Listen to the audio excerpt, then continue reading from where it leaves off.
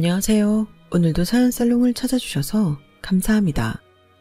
통쾌하게 한방 제대로 날리고 파혼을 한 20대 여성이에요. 파혼한 게 뭔 자랑이라고 이렇게 신났냐고 하시겠지만 파혼 과정을 들어보시면 이해가 되실 거예요. 저는 남들과는 조금 다른 환경에서 자랐어요. 제게는 저를 낳아주신 부모님과 저를 키워주신 아빠가 있어요. 저희 아빠는 저를 만나기 이전까지 주먹질로 먹고 사셨어요. 소위 말하는 깡패였죠. 사채업을 하면서 사람들도 참 많이 괴롭히셨어요. 그렇게 육아와는 전혀 상관없을 것 같은 인생을 살던 아빠와 제가 만나게 된 건 그놈의 돈 때문이었어요. 저를 낳아주신 친모는 술과 도박에 빠져 살던 남편을 견디다 못해 집을 뛰쳐나가셨어요. 6살밖에 안 된 딸까지 버리고 말이죠. 결국 친부 혼자 저를 키우게 되는데 키웠다기보다는 방임을 했다는 게 맞는 말일 거예요. 그러다 사채를 빌려 도박을 했고 그 돈을 갚지 못해서 사채업자한테 시달리게 된 거죠. 하루가 멀다 하고 저희 집에 찾아오는 무서운 손님은 그래도 저한테는 해코지를 하지 않았어요. 오히려 과자나 빵도 던져주고 가곤 했죠. 제 친부를 밀고 집안 살림을 부수고 가는 걸 빼면 저한테는 친부보다 더 나은 사람들이었어요. 그렇게 1년 가까이 친부는 그 사람들한테 시달렸고 그러던 어느 날 당시 7살이던 저만 혼자 집에 버려둔 채 집을 나가고 말았어요. 사흘이 넘도록 집안에 방치돼 있던 저는 집에 있던 빵조거리와 라면 부스러기로 연명하다가 굶주림에 지쳐 쓰러졌어요. 그런 저를 발견하고 병원에 데려간 사람은 평소 제 친부를 괴롭히던 사채업자 대장이었어요. 바로 지금의 제 아빠요. 그동안 제대로 먹지 못해서 영양실조에 탈수까지 있던 저를 모른 척할 수 없었던 아빠는 퇴원 후 저를 아빠 집으로 데려갔어요. 일단 몸에 좋은 음식을 많이 먹여야 한다는 건 알았지만 요리도 할 줄 모르고 애들을 어떻게 키워야 하는지도 몰랐던 아빠는 매일같이 무작정 저를 사무실로 데리고 나갔어요. 거기서 저는 깡패 삼촌들과 함께 아빠의 단골 식당 밥을 먹었고 씻고 입는 건 다방 레지 언니들이 맡아 해주었어요. 어머 오빠, 이 귀여운 꼬맹이는 누구야? 오빠 딸이야? 이게 미친나. 딸은 무슨 딸? 담보다 담보. 이게 내 돈 띵까먹고 내 뺀 서상식의 딸내미 아이가. 근데 무슨 담보를 이리 애지중지해. 어머, 그러고 보니 얘 오빠랑 좀 닮은 것 같지 않아? 눈매며 코며 완전 똑같잖아. 밖에 데리고 나가면 오빠 딸이라고 해도 믿겠는걸? 그날 다방 레지 언니의 말 때문이었을까요? 아빠도 저도 서로의 얼굴을 보며 왠지 모르게 친밀감을 느꼈던 것 같아요. 그리고 불과 한두 달 사이 많은 것이 변했어요. 저를 두고 돈 받아내기 위한 담보라고 말하던 아빠가 언제부턴가 사람들한테 저를 딸내미라고 말하게 되었으니까요. 그렇게 된 데는 이유가 있었어요. 몇 달 뒤 제 친부가 아빠 밑에서 일하는 삼촌들한테 잡혀왔는데 그때 친부가 아빠한테 저를 팔았거든요. 정확히는 친부가 저를 키울 생각이 없으니 시설에 버리든 마음대로 하라고 말하자 그 말을 들은 아빠가 친부의 빚을 탕감해주는 대신 평생 제 앞에 나타나지 말라고 했어요. 그리고는 저를 딸로 키우기 시작한 거죠. 돈 장사하는 사람이 그렇게 밑지는 거래를 하다니 말도 안 되는 일이었죠. 그날 밤 아빠는 제게 말했어요. 니는 이제부터 내 딸내미다. 서정인이가 아니고 앞으로 박정인인기라. 알겠나? 차라리 다행이다 싶었어요. 친부와 사는 것보다 깡패 아빠랑 사는 게 훨씬 좋았거든요. 그렇게 서정인에서 박정인이 된 저는 얼마 뒤 초등학교에 입학을 했고 그 무렵 아빠는 사무실을 정리하고 주먹세게해서 완전히 손을 씻었어요. 이제 자식을 키우는 부모가 되었으니 떳떳하게 사는 모습을 보여줘야 한다는 게 이유였죠. 사람들은 아빠가 얼마 안가 다시 주먹세게로 돌아갈 거라고 생각했지만 지금까지도 아빠는 그쪽과는 담을 쌓고 살고 계세요. 그때 아빠 밑에서 일하던 삼촌들 중 하나가 아빠를 따라 나섰는데 아빠는 삼촌과 함께 자신들이 일수놀이를 하며 사람들을 괴롭히던 그 시장통에서 생선 나르는 일을 시작했어요. 처음엔 시장 사람들이 갑작스레 변한 아빠를 믿어주지 않았어요. 저러다 눈깔에 휙 돌아비면 다시 주먹부터 쓸 놈이다 저거.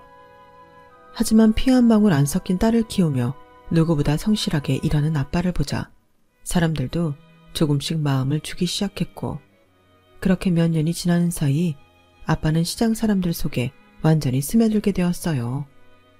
그 무렵 시장 사람들이 단체로 사기를 당하는 사건이 발생했는데, 그때 시장 사람들을 위해 발벗고 나서는 아빠를 보고는 사람들도 완전히 마음을 열게 되었죠. 비록 도망간 사기꾼은 끝내 못 잡았지만요. 제가 중학교에 들어갈 무렵 추산물 도매상을 인수한 아빠는 거친 과거가 무색할 정도로 완전히 시장 사람이 다 되어버렸어요.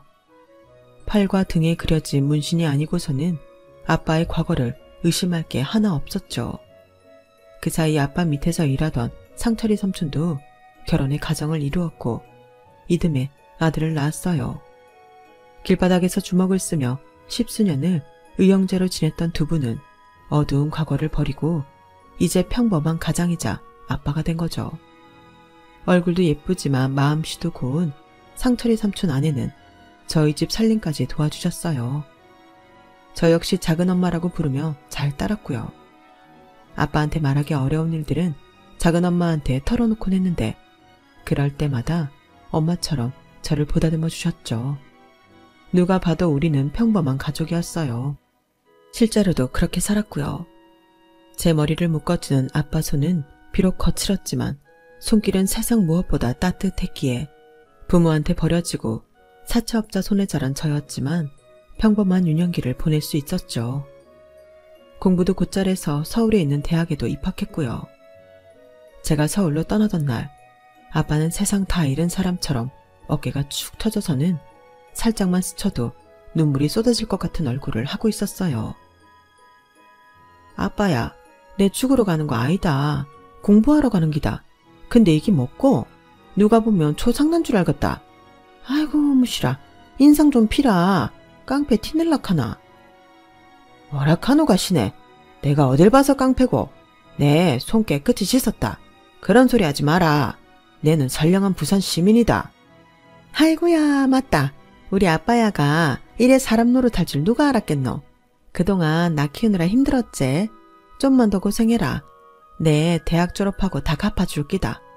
그러고 수기 이모야 하고 살림 좀 합치라. 내 눈치 보느라 그러고 떨어져 살 거 없다. 수기 이모야가 나 어릴 때 똥반스도 갈아주고 했다 아이가. 그런 여자 세상에 또 없다. 알았나? 나 없을 때 집에 데리고 가서 확 잡아뜨리라. 아빠야, 니 그거 못 하겠나? 아직 그 정도 힘은 있지? 뭐라 카노 가시네. 치아라. 제가 떠나면 적적하게 지낼 아빠가 걱정돼서 일부러 더 아빠를 놀렸어요. 하지만 수키 이모랑 살림을 합치라고 한 건 제 진심이었어요. 언제까지고 딸내미 하나만 보고 사는 아빠가 너무 가여웠거든요. 이제는 아빠도 사랑하는 사람과 함께 살면서 세상 사는 재미를 느끼길 바랐으니까요. 대학에 입학해 서울 생활을 시작한 이후 주변에는 제 과거를 아는 사람이 없었어요. 그래서 어떤 면에서는 더 편하더라고요. 과거를 지우고 싶었던 건 아니었지만 적어도 과거로부터 자유로워질 수는 있었으니까요. 보름에 한 번 일을 핑계로 서울로 올라오는 아빠 역시 사채업자 출신이 아닌 그저 극성맞은 딸바보 아빠로만 보였어요. 먹을 거는 마트에 가면 다 파는데도 굳이 부산에서 밑반찬까지 공수해 와서는 냉장고를 채워주셨죠. 냉장고에 반찬이 남아있으면 밥 제대로 안 먹느냐고 화를 내고 반찬을 다 먹어치우면 모자라면 말을 하지 왜 말 안 했냐고 삐지고 이래도 걱정 저래도 걱정인 아빠가 때때로 귀찮기도 했지만요. 딸내미한테 그만 치대고 제발 수키 이모랑 결혼 좀 해라. 와, 수키 이모가 아빠야 싫다드나. 같이 못 살겠다 카드나. 내가 이모야한테 한마디 해줄까? 됐다. 안 그래도 같이 살자 카드라. 니 정말 괴한겠나? 니가 싫다 카모 아빠는 같이 안 살란다. 미친나. 아빠야가 그럴 처지가. 같이 살아준다 카며 대가리 팍 숙이고 꼬랑지도 팔랑팔랑 흔들고 해야 맞는 기다. 내 보기엔 수키 이모야가 좀 아깝제. 튕기지 말고 있을 때 잘해라. 알겠나? 전문 시절 깡패와 다방 레지로 만났던 두 사람은 10수년이 흐른 뒤에야 부부가 되었어요. 아빠라는 인생에 저라는 변수가 없었다면 조금 더 일찍 두 분이 합치지 않았을까 하는 생각이 들더군요. 그런데도 수키 이모는 오히려 저한테 고맙다고 하더라고요. 제가 아니었다면 아직도 저희 아빠는 주먹질이나 하며 사람들 손가락질 받고 살았을 거라고요. 그 말을 들으니 그래도 제가 아빠 인생에 조금이나마 도움이 된 것 같아서 뿌듯했어요. 아빠의 결혼 이후 저는 조금씩 아빠와 거리를 두기 시작했어요. 딸내미, 방학했는데 와 안 내려오노? 아빠야, 어쩌지? 내 이번에 부산 못 간다. 지도 교수님 도와가 일해야 한다. 공짜 아이고 돈 받고 하는 기다. 딸내미, 이번에도 못 내려오나? 아빠가 갈까? 미안타. 취업 준비해야 안 하나? 아빠야도 올라올 거 없다. 와도 내 얼굴 못 본다. 수키 이모야는 잘 있제? 임신했다 카던데 맞나? 아빠야는 기술도 좋다. 그 나이에 아도 보고 그동안 왜 참고 살았노? 가시네가 못하는 말이 없다. 그러고 이 아빠야가 원래 좀 한다. 니도 알제? 아빠야 힘 좋은 거. 박상만이 아직 안 죽었다. 제가 부산을 떠나 서울에서 지내는 동안 수키 이모는 임신을 했고 그해 겨울 아들을 낳았어요. 아빠는 45세야 비로소 진짜 자식을 보게 되었죠. 그제야 아빠도 번듯한 인생을 살게 된 것 같아 기쁘면서도 한편으로는 가슴이 시렸어요. 아빠한테 진짜 가족이 생겼으니까요. 이제는 내가 아빠 곁에서 떠나야 할 시간이 된 것 같았거든요. 그래서 더 악착같이 서울에 남아 홀로 서기를 준비했어요. 이런저런 핑계를 대가며 아빠가 집에 오는 것도 못하게 했고요. 그러다 보니 조금씩 혼자 지내는 게 익숙해지더군요. 대학을 졸업하고 취직을 한 후로는 일 때문에 바빠서 명절이나 부산을 찾아가곤 했어요. 갈 때마다 부쩍부쩍 자라있는 동생을 보니 시간이 참 빨리 흐른다는 생각이 들곤 했죠. 제가 쓰던 방은 여전히 그대로 있는데 왠지 제가 있을 공간이 없는 것처럼 느껴졌어요. 제가 없는 사이 집안 곳곳에는 수키 이모와 동생의 흔적들이 가득 차 있었거든요. 이제 아빠한테 필요한 건 내가 아니라 이 두 사람이란 생각에 서글펐어요. 그래서 저도 제 짝을 찾아 빨리 가정을 이뤄야겠다는 생각을 했던 것 같아요. 그래서 업무로 바쁜 와중에도 소개팅도 하고 주변에서 주선하는 자리는 마다 않고 나가곤 했죠. 하지만 인연을 찾기란 쉽지 않더라고요. 그러다 진짜 짝을 만난 건 의외의 장소에서였어요. 바로 우리 집이었죠. 하루는 퇴근에 돌아와 보니 천장에서 물이 떨어져서 주방 근처가 엉망이 됐더라고요. 그래서 주인집에 연락했더니 다음날 집주인 아들이 찾아온 거예요. 위층에서 욕실 물을 틀어놓고 외출을 하는 바람에 그렇게 됐다며 바로 수리를 해주겠다고 하더군요. 그러면서 공사를 해야 하니 한동안 집을 비워달라고 했어요. 제가 있을 곳을 따로 마련해준다고 하면서요. 그 일로 자주 만나게 되고 연락을 주고받는 사이 서로에게 호감을 느끼게 되었고 공사가 끝날 쯤엔 많이 가까워졌어요. 그리고는 사귀게 되었죠. 인연이 있으면 이렇게도 연결이 되는구나 싶더군요. 남자는 부모님 대신 건물 관리를 하며 1층에서 카페를 하고 있었어요. 원래 직업은 사진작가인데 친구와 함께 운영하던 스튜디오가 엎어지면서 임시로 카페를 하고 있다고 하더군요. 건물주의 외동 아들이니 먹고 사는 건 문제가 아니었죠. 하루하루 살아남기 위해 발발거리는 저와는 달리 자신이 하고 싶은 걸 하면서 여유롭게 사는 모습이 부러웠어요. 이 남자랑 연애를 하는 동안 살면서 가보지 못했던 곳과 해보지 못했던 것들을 참 많이 할 수 있었어요. 남자는 부모 사랑을 많이 받고 자라 사람을 대하는데 거리감이 없었죠. 저한테뿐만 아니라 낯선 사람들에게도 마찬가지로요. 그래서 만나는 동안 조바심을 내게 되었어요. 이 사람은 내가 아닌 누구와도 잘 지낼 수 있을 것 같았거든요. 하지만 나는 이 사람이 아니면 안 되니까 그게 속상하면서도 사람을 비굴하게 만들더라고요. 특히 제가 더 조급함을 느꼈던 건 남자의 태도 때문이었어요. 저도 그렇고 그 사람도 그렇고 홍기가 찬 나이임에도 남자는 결혼이 남일인 것처럼 행동했거든요. 결혼을 꼭 해야 하나? 좋으면 그냥 같이 살면 되지. 뭐하러 서로에 묶여서 살아? 외국에서는 결혼보다는 동거를 하는 사람들이 더 많다잖아. 우리나라에서도 그런 사람들 꽤 있다던데. 자기는 어떻게 생각해? 난 그래도 기왕이면 결혼을 하는 게 좋다고 생각해. 그래야 서로 간의 믿음도 더 생기고 안정된 가정을 꾸릴 수 있지. 에이, 그런 게 어딨어. 결혼 안 한다고 믿음이 안 생기나? 자기는 나 못 믿어? 솔직히 믿음이 안 갔어요. 언제 헤어지자고 할지 모른다는 두려움이 있었으니까요. 혹시 자기가 살아온 환경 때문에 그러는 거 아니야? 자기 친부모님한테 버려졌다는 것 때문에 사람을 못 믿게 된 거 아니냐고. 그런 거라면 앞으로 내가 더 잘할게.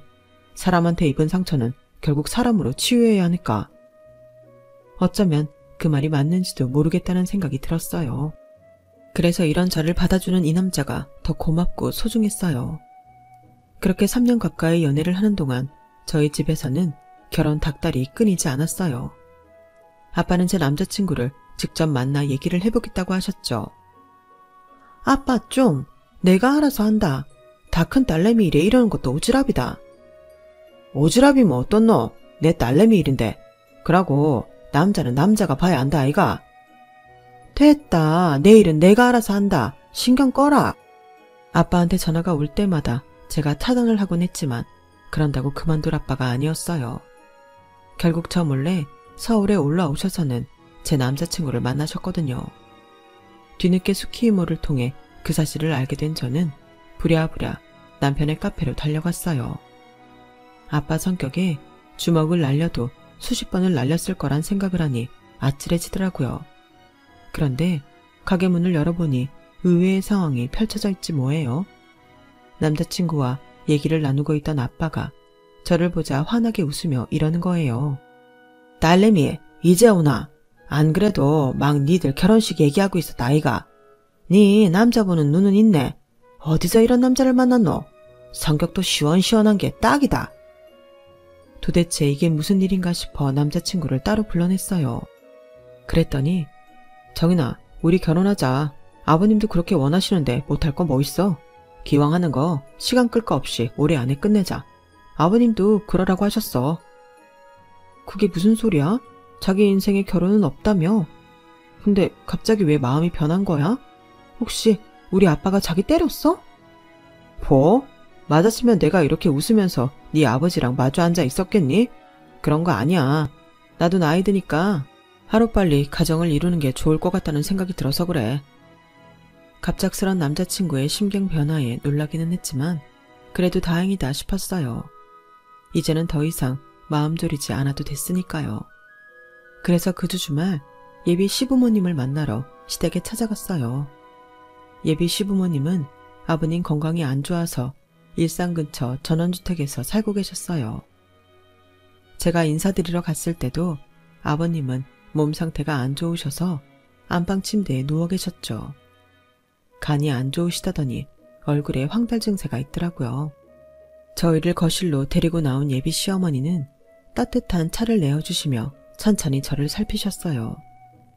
노골적이지는 않았지만 그래도 꽤나 구석구석 살피시더군요. 상호톡에서 집안 얘기는 많이 들었어요. 힘들었겠네요. 아닙니다. 아빠 덕분에 저는 힘든 거 없었어요. 참 대단한 분이네요.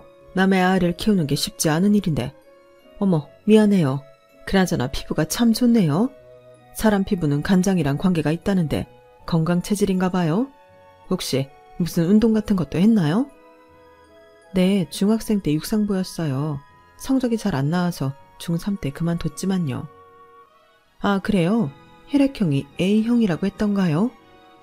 네. 도대체 제 대답 어디가 어머님 마음에 들었는지는 모르겠지만 예비 시어머니는 제 대답에 꽤나 만족하시는 것 같았어요. 예비 시댁에 다녀온 뒤 결혼 얘기는 급물살을 탄 듯이 빠르게 진행됐어요. 남자친구와 함께 부산에 내려가 부모님께 인사를 드렸어요. 상철이 삼촌은 조카 사위 준다고 회랑 전복을 잔뜩 사오셨더라고요. 아직 어린 조카랑 동생도 온 집안을 뛰어다니고 모처럼 집안이 사람 사는 집처럼 느껴졌어요.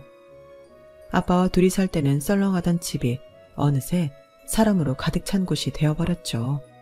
부산에 다녀온 이후 예비 시어머니는 자주 저를 불러 점심도 사주시고 주말엔 백화점에 데리고 가서 구두며 귀걸이도 사주셨어요. 내가 딸이 없어서 이런 걸 얼마나 해보고 싶었나 몰라. 고부간에 서로 흉보고 사는 사람들도 있지만 난 내 며느리랑 모녀처럼 지내고 싶어. 정인이 생각은 어떠니? 네, 저도 그러고 싶어요. 엄마가 없어서 저도 이런 거 해본 적 없거든요. 어머님 덕분에 저도 오늘 소원 풀었어요. 어머, 넌 어쩜 말도 이렇게 예쁘게 하니? 전생에 우리가 인연은 인연이었나 보다. 만난 지 얼마 안 됐는데 이렇게 마음에 쏙 드는 걸 보면 말이야. 그냥 앞으로는 엄마라고 불러. 요즘은 시어머니를 엄마로 부르는 며느리들도 많더라. 며느리도 자식인데 못할 거 뭐 있니? 어머님의 말에 나도 모르게 눈가가 붉어졌어요. 내 인생에 엄마는 없을 거라 생각했으니까요.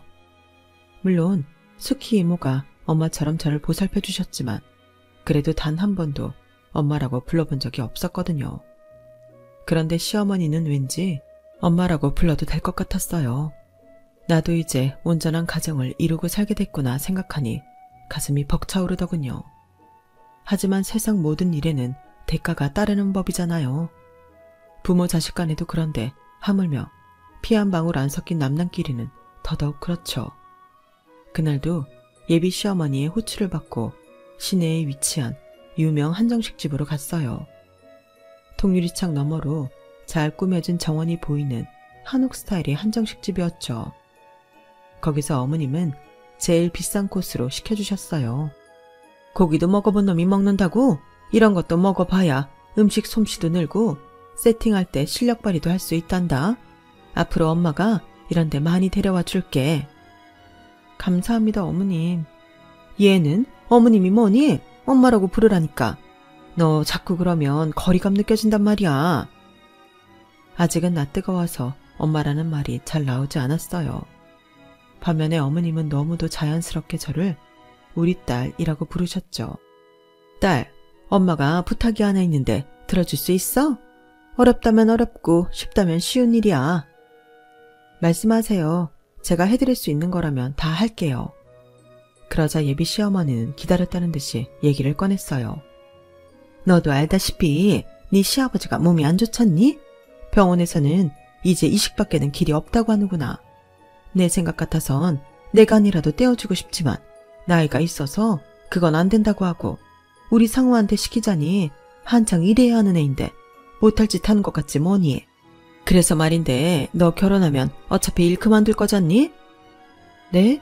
일을 그만두다뇨. 저 회사 계속 다닐 생각인데요. 어머 얘, 그게 무슨 소리니? 우리가 집이 없니 돈이 없니? 나 내 며느리 돈 벌어오라고 밖에다 굴릴 생각 없어. 그렇다고 집안일 하라는 건 아니다. 집안일이야 도움이 쓰면 되니까 넌 그저 이 엄마랑 백화점 쇼핑도 하고 전시회도 다니고 브런치도 먹으면서 우아하게 살면 돼. 엄마는 그래서 우리 정인이가 하루빨리 우리 집에 시집 오길 바란 건데 넌 아닌가 보구나. 서운한 표정을 지으시는 어머님을 보니 제가 못할 짓을 한 건가 싶더라고요. 그런데 그 순간 어머님이 제 손을 꼭 잡으시며 그러시는 거예요. 정인아, 엄마가 이런 말 하게 돼서 미안한데 우리 정인이가 시아버지한테 간 좀 떼어주면 어떨까? 많이도 아니고 조금이야.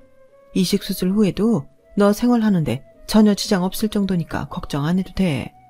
정인아, 네가 그렇게만 해준다면 내가 정말 더 바랄 게 없다. 니들 결혼할 때 혼수? 그딴 거 하나 필요 없어. 엄마가 다 사줄게. 너 나중에 애 낳아도 엄마가 다 키워줄 거고 네가 원한다면 명품 백이고 옷이고 다 사줄게. 그러니까 제발 엄마 부탁 좀 들어주렴. 응? 우리는 이제 가족이잖니. 힘들 때 서로 돕는 게 가족 아니겠어? 가족이라는 말에 가슴이 두근거렸어요. 그까지 간 좀 떼어주면 내가 정말 이 사람들과 가족이 되는 건가? 그렇다면 그리 나쁜 조건은 아닌 것 같더라고요. 물론 저희 아빠가 이 사실을 아신다면 가만히 안 계시겠지만요. 부산에 갔다 온 이후로 저는 마음이 심란했어요. 그곳에 내가 없어도 빈자리가 하나도 느껴지지 않는 게 서운했었거든요. 이 사람들한테 나는 이미 남이 되어버렸구나 싶은 게 마치 세상에 혼자 버려진 기분이 들더라고요. 그런데 시어머니가 나를 가족으로 받아주시겠다고 하니 혹할 수밖에요. 비록 제 간을 내어드려야 하지만요. 며칠 고민을 한 저는 시어머니께 전화를 드렸어요. 간 이식 수술 하겠다고 말이죠. 그러자 예비 시어머니는 그날 바로 저를 찾아와 백화점으로 데리고 가셨어요. 그리고는 500만 원이 훌쩍 넘는 가방을 제 품에 안겨주셨죠. 다음날 저는 어머님과 함께 병원에 가서 간 이식 적합검사를 받았어요. 아버님과는 혈액형도 같고 제가 워낙 건강체질이라 별 문제 없으리라 생각했죠. 그런데 검사 결과 제 간의 용적이 작아서 이식이 불가능하다는 판정이 나온 거예요. 한마디로 제 간이 작아서 남한테 떼어줄 수 없다는 얘기였죠. 검사 결과를 들은 예비 시어머니는 믿을 수 없다는 표정으로 의사한테 따졌어요. 아니, 이제 와서 이러면 어떡해요? 혈액형도 같고 애 상태도 건강해서 잘 될 거라면서요. 용적 문제야 의사 실력으로 해결할 일이지. 그런다고 이식을 못 해준다는 게 말이 되냐고요? 지금까지 어머님이 단 한 번도 화를 내는 모습을 본 적이 없던 저로서는 그런 어머님이 낯설게 느껴졌어요. 그런데 그건 시작에 불과했던 거예요. 간 이식이 불가하다는 판정을 받은 이후 어머님은 지금까지 내가 알던 사람이 맞나 싶을 정도로 변하셨거든요. 전에는 못해도 일주일에 한두 번은 저를 불러내 밥도 사주시고 공연도 보러 가셨는데 검사 이후부터는 연락도 없으시고 전화 연락을 하셔도 싸늘한 목소리로 혼수 얘기만 하시더라고요. 혼수 목록 상우편에 보낼 테니까 보고 준비해라. 어머님, 상우씨 바쁠 텐데 제가 받으러 갈까요? 간 김에 어머님이랑 점심도 같이 하고요. 전에 자주 가시던 한정식집 어떠세요? 예, 넌 정신이 있는 애니 없는 애니? 지금 네 시아버지가 간이식 못 받아서 자리 보전하고 있는 판에 뭐? 너랑 밖에서 점심을 먹어? 아무리 네 부모 아니라고 어쩜 이렇게 무신경할 수가 있니? 너 솔직히 말해. 간 이식 해준다고 했던 것도 다 쇼였지? 어차피 이식 못하는 거 알고 일부러 그런 거 아니냐고? 어머님, 그런 거 아니에요. 저 정말 모르는 일이었어요. 정말이에요. 믿어주세요. 아, 머리야. 어떻게 여자를 데려와도 천하에 쓸모없는 저런 걸 데려왔나 몰라. 예, 난 너랑 길게 말하고 싶지 않으니까 전화 끊자. 사람의 마음이 그렇게 쉽게 변하는지는 그때 처음 알았어요. 아니, 어쩌면 처음부터 어머님께 저는 며느리감이 아니라 강기증 공여자일 뿐이었는지도 모르겠네요. 그런데 변한 건 어머님뿐만이 아니었어요. 남자친구 역시 슬슬 저를 피하기 시작하더니 오랜만에 만나서도 짜증을 내기 일쑤였어요. 아, 뭐 이렇게 해야 될 게 많아. 이러면서까지 꼭 결혼해야 하는 거야? 이 정도 준비하는 게 뭐가 힘들다고 그래. 그리고 준비는 자기가 했어? 내가 다 했지. 그러니까 인상 좀 펴. 나 솔직히 이 결혼하는 게 맞는 건지 판단이 안 서. 너도 알잖아. 나 비혼주의자였던 거. 넌 이런 내가 결혼해서 잘 살 수 있을까? 얼마 전까지만 해도 자기가 더 들떠서 결혼 타령을 하던 사람이 하루아침에 확 바뀐 거예요. 본인은 아니라고 하지만 제 생각엔 아무래도 제가 간 이식을 해드릴 수 없게 된 게 이유가 아닐까 생각됐어요. 결혼 날짜는 다가오는데 남자친구는 자꾸 뒷걸음질 치는 것 같고 예비 시어머니는 말도 안 되는 혼수를 요구하시며 저를 괴롭히기만 하셨죠. 이런 상황도 모르고 아빠는 좋은 횟감이 들어왔다며 예비 시댁까지 찾아가신 거예요. 그리고 그날 드디어 일이 터지고 말았죠. 딸내미, 아빠가 상철이 삼촌이랑 용식이 할배 모시고 결혼식 가는 길에 니네 시댁 좀 들릴락 한다. 좋은 횟감이 있어가 물건만 전해주고 갈락하니까네 니가 전화 좀 넣어도 이서방한테 연락하니까네 전화를 안 받네. 시간대 뭐 같이 와가 묵으라. 이게 쉽게 만날 수 있는 횟감이 아니다. 올 거제? 아빠, 거길 와가는데 그러지 말고 차 돌리라. 그냥 가지 말라고. 아빠는 좋은 건 나눠 먹어야 한다며 기어코 예비 시댁으로 가셨어요. 상견례 전에 얼굴도 익힐 겸 해서 일부러 가신 거였죠. 뒤늦게 남자친구랑 연락이 된 저는 뒤따라 예비 시댁으로 향했어요.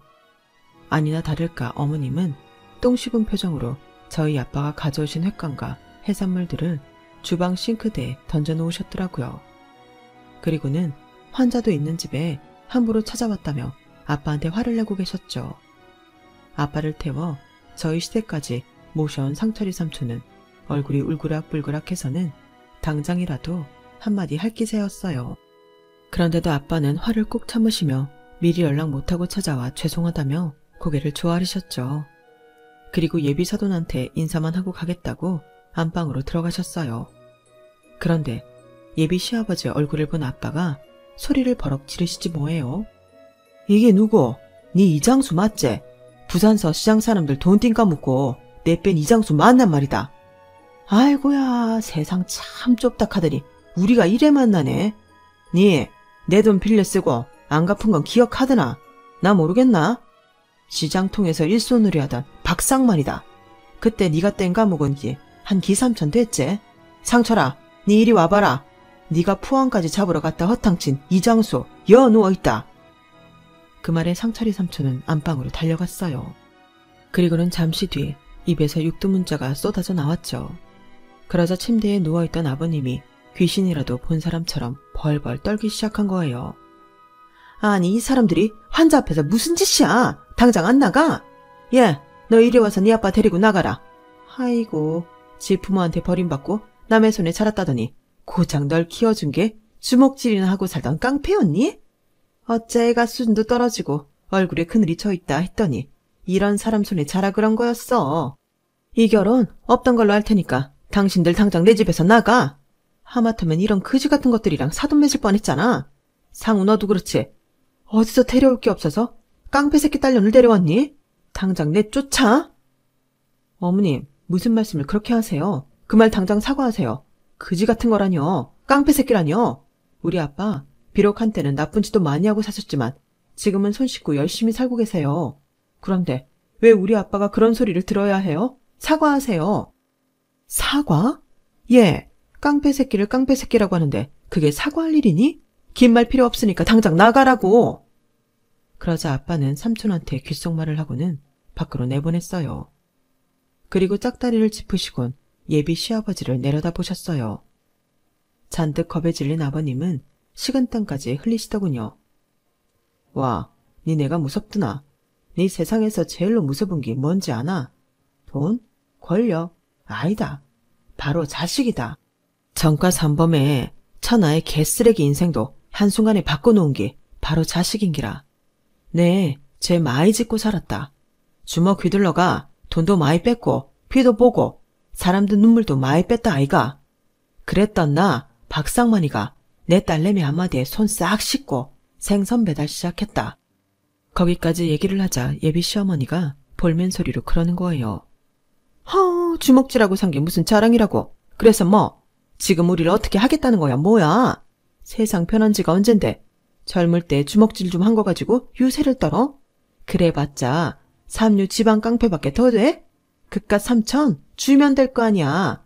여보, 계속 듣고 있을 것도 없어. 경찰에 신고해. 저런 것들은 경찰서 소리만 들어도 지레 겁먹고 도망가는 놈들이라고. 그러자 아빠가 쓴웃음을 지으며 그러셨어요. 아지매요. 경찰이 뭐 되겠습니까? 뭐 경찰을 부르든 특공대를 부르든 마음대로 하입시다. 네, 경찰 하나도 안 무십습니다. 트럭으로 데리고 와도 눈 하나 깜빡 안 합니다. 왠지 아십니까? 내한테는 세상에서 제일로 무서운 게 딸내미라 그러십니다. 그보다 더 무서운 게 있다 카모 바로 내 딸내미 눈물입니다. 지금껏 내 딸내미 눈에서 눈물 뽑은 쉐키들은 고마 팍! 몸성이 살고 있는 것들이 없다 하는 것만 말해주겠습니다. 근데 우짜지에 내 딸내미 눈에 눈물이 맺혀 있네 예. 순간 아빠 눈에서 살기가 번뜩하더니 예비 시부모님을 쓱 훑었어요. 마치 눈앞에 사냥감을 두고 혓바닥을 날름거리는 흑사의 눈처럼 살기가 흐르는 통에 예비 시부모님은 꼼짝없이 얼어버리고 말았어요. 그때였죠. 현관 쪽에서 상철이 삼촌 목소리가 들렸어요. 형님, 준비 끝났습니다. 안으로 들일까예? 그 말에 남자친구와 그 가족들은 사색이 되었어요. 특히 조금 전까지 기세등등하던 어머님은 손까지 바들바들 떨며 물었죠. 준비라니 뭘 준비한다는 거예요? 설마 우리를 땅에 묻기라도 하겠다는 거예요? 그러자 남자친구는 잔뜩 겁을 먹은 누나를 굴리더니 바닥에 넙죽 엎드려 고개를 조아리고는 싹싹 빌기 시작했어요. 장인어른, 제가 잘못했습니다. 제가 철이 없어서 따님 가슴에 못질을 했어요. 잘못했습니다. 하지만 처음부터 간이식 노리고 사귄 건 아니에요. 정말이에요. 결혼하려시면 지금이라도 당장 할게요. 그러니까 제발 살려주세요. 엄마, 아빠 뭐해? 같이 안 빌고.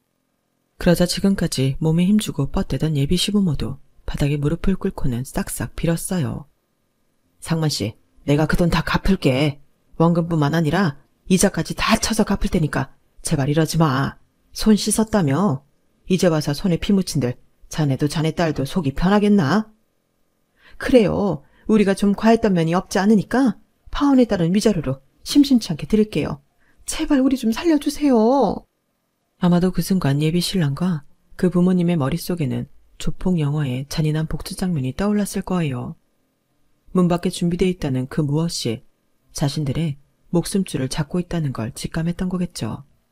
마치 최후의 발악을 하듯 그렇게 세 사람은 손이 발이 되게 싹싹 빌었어요. 그런데도 아빠는 눈썹 하나 까딱 않고 밖에 있는 삼촌한테 서늘한 목소리로 말했어요. 상철아, 들이라.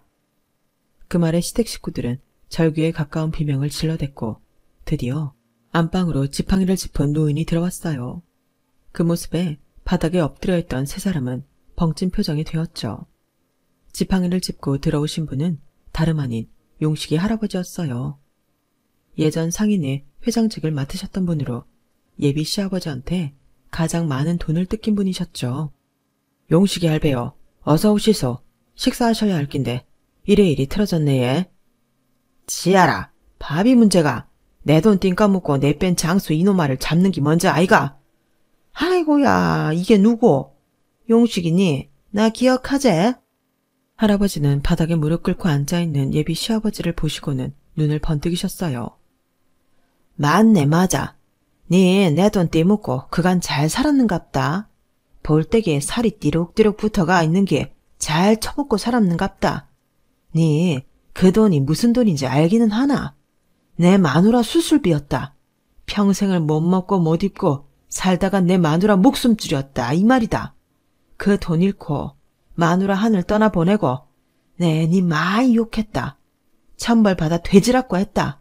내만 그랬는 줄 아나. 니한테 돈 뜯기고 길바닥에 앉은 상식이, 가게 들어먹은 정육점 최씨, 딸내미 혼수비 뜯긴 구두방 서씨까지 죄다 니 나가 돼지라고 침 칵 뱉었다. 그래도 살다 보이 이래 다시 만나네. 니 서울서 건물도 갖고 큰소리 땅땅 치고 산다 카던데 맞나? 그 순간 예비 시아버지 얼굴이 하얗게 질려버렸어요. 지난 시절 자신이 저지른 죄가 한순간에 떠올랐기 때문이죠.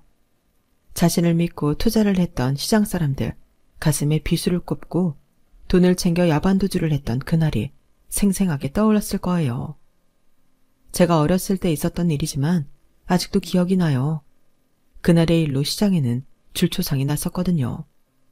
그때 저희 아빠랑 상철이 삼촌이 제 예비 시아버지를 잡으러 전국을 찾아다녔어요. 그 바람에 저는 숙희 이모가 사는 단칸방에서 한 달 넘게 지내야 했지만 그 일로 저희 아빠와 삼촌은 시장 사람들한테 한 식구로 인정받을 수 있었어요. 그때 못 잡은 사기꾼을 10수년이 지난 오늘에서야 잡게 된 거였죠. 결국 저는 파혼을 하게 됐어요. 하지만 이 일로 시장 사람들은 잃었던 돈을 다시 찾게 되었죠. 시어머니가 그렇게 아끼던 건물과 땅, 집을 팔아 돈을 갚았거든요.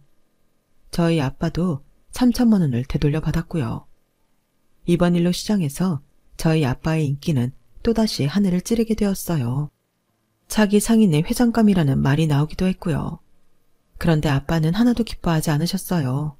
딸내미가 파혼을 하게 됐으니 말이죠. 아빠야, 내는 차라리 잘 됐다 싶다. 내 그 사람 좋아서 결혼하려 했던 거 아니다. 그냥 나도 가족을 만들고 싶어가 그랬던 기다. 근데 생각해보이 내한테는 이미 가족이 있었더라.